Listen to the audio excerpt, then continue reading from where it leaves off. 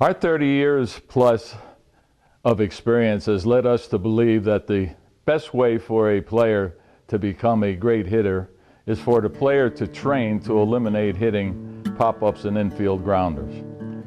To see why we believe this, take a player's batting statistics for a year and change the outstay experience from hitting pop-ups and infield grounders to hits. See what it does to their batting average. So why do players hit so many pop-ups and infield grounders? Some will tell you it's because the ball is moving. But when we watch players hit balls off of a tee, we see players hitting pop-ups and infield grounders when the ball isn't moving. We believe it's because of the way many young players are trained to hit.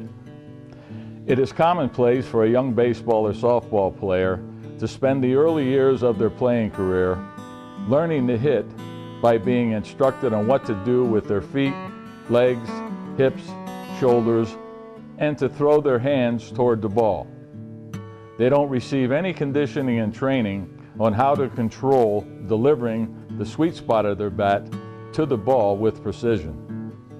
In our opinion, this type of training produces a player who has to step into the batter's box during a game, faced with the challenge of determining if the ball approaching them is going to be a strike or not. If it is a strike, are they going to swing at it or not? And if they are going to swing at it, they are programmed to think through what they need to do with their feet, legs, hips, etc., while they are swinging their bat. All within the time the ball leaves the pitcher's hand and enters the player's hitting zone. We believe this results in the following. At the moment the player decides they are going to swing their bat, their mental concentration shifts from their visual focus on the ball to the mental processing of the physical steps of swinging their bat. We believe this mental shift disrupts the visual tracking of the ball.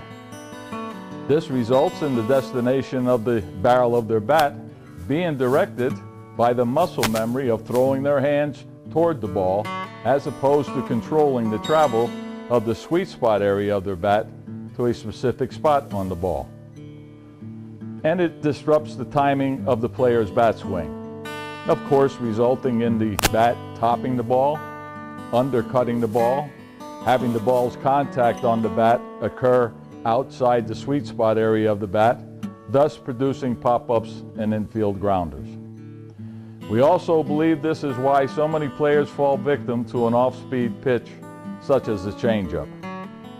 In our opinion, this type of training also produces a player who enters the batter's box lacking the most important ingredient necessary for being a great hitter, and that is competence.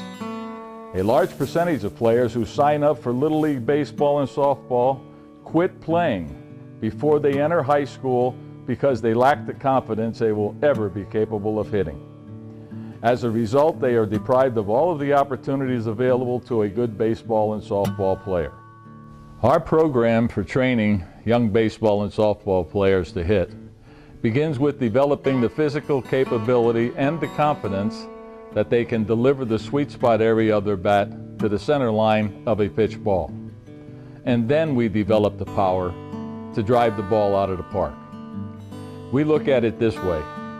What difference does it make what the feet, legs, hips, arms, and shoulders are doing if the bat doesn't make effective contact with the ball? Most of what the feet, legs, hips, etc. contribute to a hit doesn't come into play until after the bat-to-ball contact transpires. We believe the most effective way for a young player to acquire confidence they can perform a skill is to allow them to conquer each component of the skill separately. Our training begins with our hanging bag program that conditions the player to deliver the sweet spot of their bat to the ball with precision, while at the same time develop an effective bat swing muscle memory. We then move on to our T-post based program that develops a single bat swing muscle memory for hitting balls traveling in all areas of the strike zone. We then condition the player to visually track the ball So they have control of hitting the ball at a specific location they want the bat to ball contact to occur. Our training then incorporates our tailor for producing quickness into the start of the player's bat swing. Last but certainly not least, we employ our L-rod for producing speed into the travel of the barrel of the player's bat. Once the bat swing muscle memory is effectively in place, we develop the timing necessary for hitting pitch balls via our strategically designed batting practice.